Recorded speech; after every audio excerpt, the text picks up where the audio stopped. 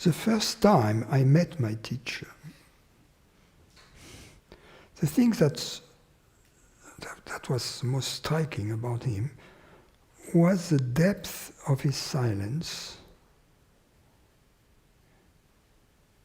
And it was a silence that was extremely comfortable. In other words, there was no effort in it. And because it was so effortless, it would communicate itself. You know, you feel well in this silence. It makes you feel well. It makes you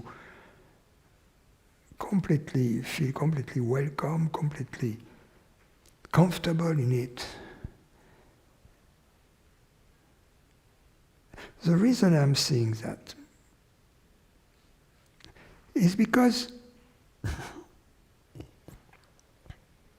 I have had on several occasions in my life the opportunity to meet people who are practitioners of some form of mantra yoga, and they were heavily into it, very heavily into it. So as a result of this activity, their mind was silent, and when I was in their presence, I could feel it. I could feel this silence. And as a result of this silence,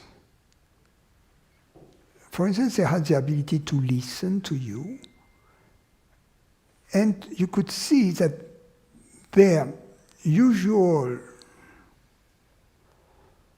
flow of thoughts and problems and etc. was temporarily set aside. In other words, through the practice, it's like you have the Red Sea, right?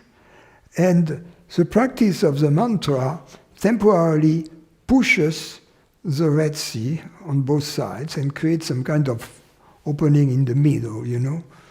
But for this opening to remain, the push needs to remain. And the push is an effort, or the residue of an effort.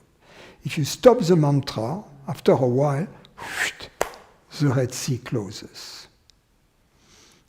In the case of my teacher, the Red Sea had evaporated. You see, so that was it. So this type of silence was very tricky because these people, they were doing a lot of that, hours and hours and hours. And so you could feel the difference, you could feel, but at the same time having experienced the other form of silence, I could see that something was not correct, not in line.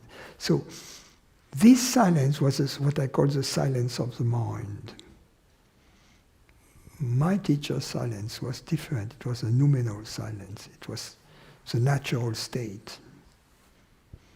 Nothing to hide, no effort, you know. That's the way it is. It's a silence which is not a mind activity. Take it or leave it, you know, that's what it is.